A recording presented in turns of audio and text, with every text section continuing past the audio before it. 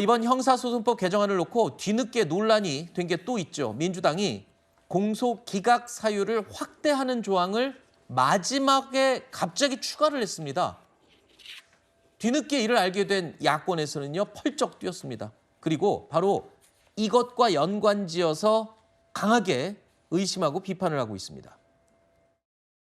이 악법은 정치적 뒷거래의 결과물입니다. 즉, 이재명 대통령 범죄 재판을 취소하기 위해 공소취소 특검 시즌2 공소기각 법원을 설치하겠다는 것입니다.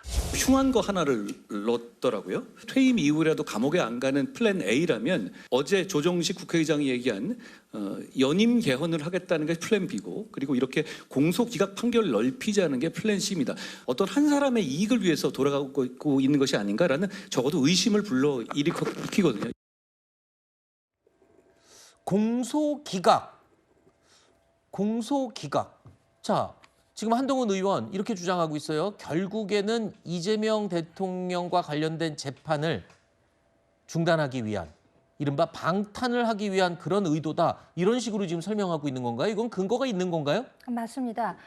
분명한 근거가 있다고 할 수가 있겠죠. 그동안 사실 이재명 대통령의 여러 사법 리스크와 관련해서 특검법에 공소 취소를 넣느냐 마느냐 이 조항에 관해서 문제가 많았고, 또 최근 들어서 국회의장 발언으로 인해서 연임 개헌 이 문제가 부각되는 사이, 그것이 이제 소위원회에서 법사위에서 논의가 되고 12시 넘어서 국민의힘 의원들의 경우에는 이 내용조차 알지 못한 상황에서 공소 기각이 슬쩍 껴들어갔다는 거죠. 네. 그래서 이게 정말 기가 막힐 노릇입니다.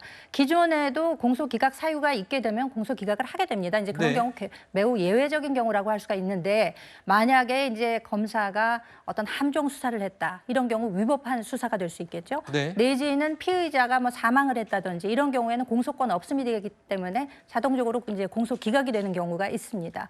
그런데 이에 대해서 황당하게도 중대한 위법 수사가 있다거나 혹은 현저한 소추재량권에서 일탈했다는 이런 구체적인 조항을 넣으면서 이 사실 표현 관계도 굉장히 뭐라고 할까요? 애매모호한데, 그러면 하필이면 왜 이 시점에 이것을 아무도 모르게, 쥐도새도 모르게 12시 넘어서 이것을 끼워 넣었을까 하는 것에 대한 의문을 제기하는 것이고요. 네. 결국 이것은 이재명 대통령의 공소 취소 그리고 연임 개헌, 거기다가 공소 기각까지 3종 세트로 해서 네네. 겹겹이 방어 전략을 세우는 것이 아니냐, 이렇게 해석된다는 뜻입니다. 자, 그러니까 이 검찰의 수사 내용을 법원에서 공소 아예 기각을 해버릴 수 있다. 재판 자체를 그냥 물려버릴 수 있다 얘기인데, 여기에 이런 지금 조항이 붙은 겁니다. 저 두 단어. 중대한 위법 수사일 경우에, 그리고 현저한 소추 재량권을 일탈한 경우에 법원이 기각할 수 있다. 자, 그런데 저게 지금 너무 애매모호하다는 거죠. 뭐가 중대한 건지, 뭐가 현저한 건지, 이제 앞으로 누구든 이거는 저는 뭐 이건 중대한 부분입니다, 이거는 현저히 일탈했습니다, 이렇게 주장할 수 있는, 귀에 걸면 귀걸이, 코에 걸면 코걸이, 애매해진다는 거잖아요. 그러니까 이게 뭐 이제 이미 있는 법의 요건을 구체화했다라는 게 이제 뭐 당 측의 설명인 것 같지만, 글쎄요, 뭐 지금 상황에서는 저런 표현이 들어간 그 경위도 조금 따져봐야 될 필요는 있는 것 같습니다. 충분한 어떤 논의나 저런 부분에 대한 내용 자체가 이미 공론화가 됐었나라는 질문이 좀 들기는 하고요. 그리고 말씀해주신 대로 어떤 중대한, 뭐 현저한, 중대한 위법 수사, 현저한 소추재량권의 일탈, 이것은 어떤 기준으로 판단을 할 수 있는가, 이 부분에 대해서도 자의적 해석의 여지가 좀 열려 있다라고 볼 수 있기 때문에. 그러면 충분한 논의를 해야 되는데 왜 막판에 갑자기 넣은 건가요? 그러니까요. 저도 그 부분이 좀 의문스럽고. 그러니까요라뇨. 네, 그 부분이 좀 문제가 네. 있다라고 보이고, 여기에 대해서 이제 당에서 이 요건에 대해서 어느 정도 그 공론화를 거쳐서 본인들끼리 결정을 했다라고 한다면, 이 요건이 구체적으로 어떻게 발효될 수 있는가까지도 추가적인 설명을 해야 될 필요가 있다고 보입니다. 네. 그러니까요에 대해서 좀 대답을 더 해주실 게 있나요? 왜 충분한 논의 없이 이렇게 모호하고 추상적인 개념이 들어간 법조항을 왜 법사위에서도 그렇게 막판에 논의 없이 갑자기 넣었습니까? 그러니까 저도 물어봤는데 답이 없네요. 일단 이 문제와 관련해서. 근데 보면 네. 그러니까 법이 명확해야 됩니다만 저런 법조항들은 꽤 있습니다. 그래서 그 사항들을 시행령에다 담죠. 근데 문제의 핵심은 뭐냐면 말씀하신 것처럼 왜 갑자기 한밤에 그런 법안들을 집어넣는가? 저는 충분히 이런 부분들이 논쟁화 될 거라고 하는 사실을 알매도 불구하고 그렇게 끼워 집어넣었다고 한다면 저는 매우 문제가 있는 거다. 네. 네.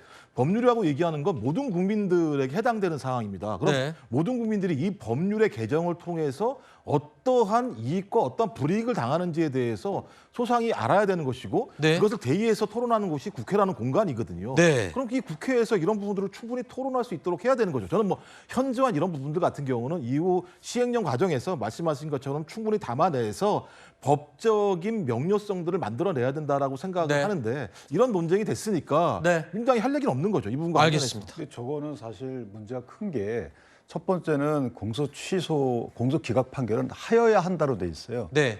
그러니까 저런 사유에 해당하면 공소 기각을 반드시 하여야 합니다. 그럼 만약에 이재명 대통령 사건에 대해서 공소 취소, 공소 기각 판결 안 나오면 고발할 수 있죠. 법 네. 왜곡죄로. 어허. 그러니까 판사들은 심각한 압박을 받는 거예요. 두 번째는 저걸 근거로 해서 검사들이 공소 취소를 해도 죄가 안 돼요. 저게 현저한 중대한이 들어가 있잖아요. 난 그렇게 해석해서 공소 취소했다. 여태까지는 공소 취소하면 저 사람도 나중에 수사받을 거다라고 했는데 네. 앞으로는 공소 취소를 지휘해도 시켜도 해도 처벌이 안 돼요. 저걸 근거로 했다고 하는데요. 그런 어려움이 있는 거죠. 자, 아쉬움도 많이 남고 보완해야 될 부분도 많이 남는 게 사실이라고 모두가 이구동성으로 이야기하고 있습니다. 하지만 78년 만에 이 대한민국의 사법 체계가 완전히 바뀌는 법안은 이제 내일 통과가 될 걸로 예상이 됩니다. 정치 라이브 계속 이어갑니다.